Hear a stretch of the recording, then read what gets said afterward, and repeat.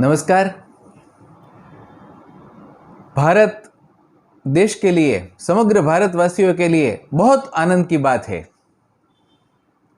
कि हमारा चंद्रयान सक्सेसफुली चंद्र पर लैंड हुआ और उस स्थान पर जहां पर आज तक कोई नहीं पहुंचा था।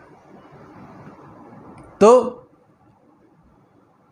एक ये जो सिद्धि है वो अंतरिक्ष को छूने वाली सिद्धि है। उसकी ऊंचाई आकाश तक है, अंतरिक्ष तक है। और हमारे जो इसरो के सभी वैज्ञानिक हैं वो बहुत बहुत धन्यवाद के पात्र हैं। दूसरी बात आप सबने नोटिस की कि चंद्रयान भेजने से पहले उन लोगों ने पूजा पाठ किया, प्रार्थना की, श्रद्धापूर्वक विश्वास के साथ, और समग्र देशवासियों ने भी प्रार्थना की और चंद्रयान सफलतापूर्वक पहुंच गया। तो यहां पर कुछ बातें मुझे याद आ रही है। प्राचीन भारत में भी कुछ हमारे अंतरिक्ष वैज्ञानिक, कुछ खगोल शास्त्री हो गए थे जिन्होंने कुछ ऐसी सिद्धियां प्राप्त की थी ज्ञान के क्षेत्र में, अवकाश के क्षेत्र में, खगोल विज्ञान में। क्योंकि भारत प्राचीन काल से ही जिज्ञासा पूर्वक सत्य की खोज करता आ रहा है। चाहे वो सत्य बाहर की दुनिया का हो, चाहे वो सत्य हमारे भीतर की दुनिया का हो। दोनों दिशा में, भौतिक और आध्यात्मिक दोनों क्षेत्र में भारत के ऋषि मुनियों ने, भारत के वैज्ञानिकों ने प्रयोग किए, अवलोकन किया, खोज की और सत्य जानने का प्रयत्न किया। और हमारा वैदिक साहित्य, हमारा रामायण, महाभारत, पुराण इस सब बात के साक्षी है।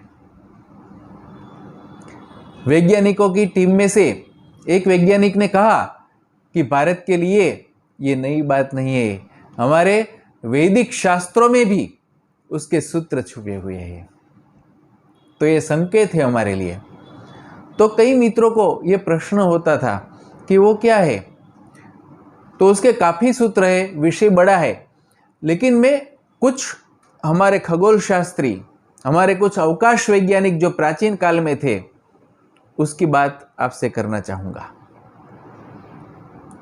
तो मित्रों, इन सूची में से कुछ महत्वपूर्ण नाम मैं आपके साथ शेयर करता हूं और उन्होंने जो कार्य किया था उसका उल्लेख करता हूं इस शॉर्ट वीडियो में।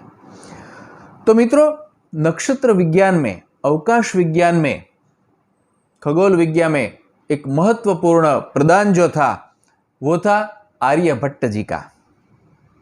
उन्होंने आर्यभट्टीय ग्रंथ लिखा था जिन्होंने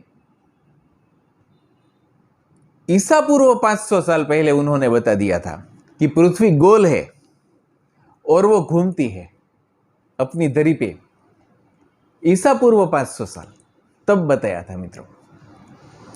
और उन्होंने खगोल की, एस्ट्रोनॉमी की परिभाषाएं बताई थी, नक्षत्रों की स्थिति जानने के उपाय बताए थे, सूर्य और चंद्र की गति का विज्ञान उन्होंने बताया था, और ग्रहण कब कब होता है सूर्य और चंद्र का वो भी बातें उन्होंने बताई थी। ईसा पूर्व की बात है।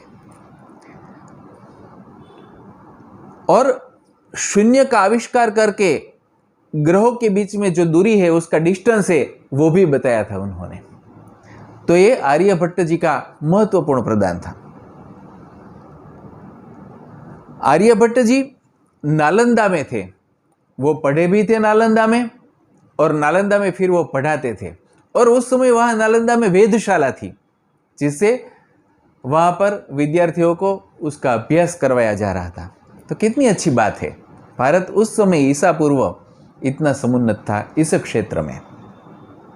इसी प्रकार से मित्रों, दूसरा जो नाम है वो है वराहमिहिर। वराहमिहिर उज्जैन में हो गए। और आप सब जानते हैं उज्जैन भी कालगणना, खगोल और ज्योतिष क्षेत्र में प्राचीन काल से अग्रसर है। राजा विक्रमादित्य के समय में भी वो खूब ऊंचाइयाँ तक पहुंच गया था। महाकाल की नगरी उज्जैन, वहां से थे वराह मिहिर। उन्होंने पंच सिद्धांति का ग्रंथ लिखा था,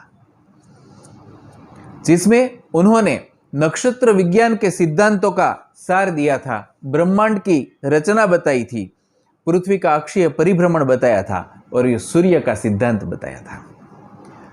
उसी प्रकार से मित्रों, तीसरा जो नाम है वो है ब्रह्मगुप्त।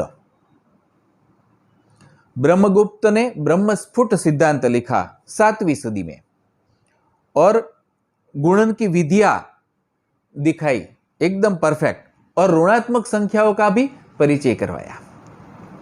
इसी प्रकार से भास्कराचार्य 2 हो गए, और भास्कराचार्य जी का प्रदान अमूल्य है। उनमें से जो 12वीं सदी में भास्कराचार्य हुआ, उन्होंने सिद्धांत शिरोमणि ग्रंथ लिखा और लीलावती ग्रंथ लिखा और गुरुत्वाकर्षण की बात समझाई, और जबरदस्त प्रदान था उन्होंने। हम संक्षिप्त में बात करते हैं। उसी प्रकार से जैन मुनि हो गए महावीराचार्य, उनका भी खगोल विज्ञान और ग्रह विज्ञान में बड़ा महत्वपूर्ण योगदान रहा, जो कि ईसा से पूर्व 800 साल पहले हो गए।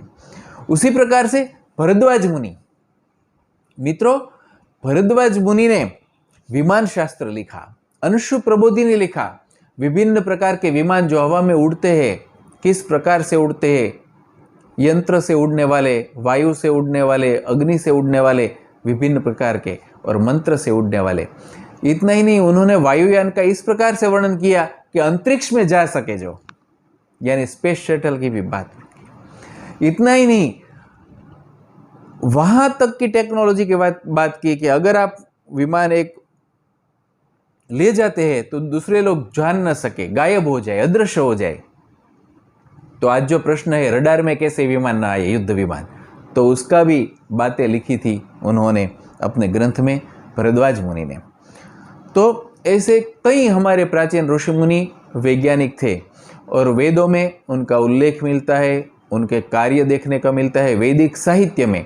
इसी प्रकार पुराणों में भी, पुराणों में श्रीमद् भागवत है, तो उसमें 5वें स्कंध में पूरा भूगोल और खगोल दिया है, किस प्रकार से सृष्टि की रचना हुई, किस प्रकार से ग्रह है, किस प्रकार से नक्षत्र है, सब कुछ पूरा का पूरा वर्णन श्रीमद् भागवत में भी किया है। तो मित्रों, आप सबसे रिक्वेस्ट है, मैंने ये उल्लेख किया, आप जरूर से इन भारतीय शास्त्रों देखें, उसमें पढ़ें और जानें। आप सभी को बहुत बहुत शुभकामनाएं और धन्यवाद, और बधाइयाँ चंद्रयान लैंडिंग के अवसर पर। Thank you.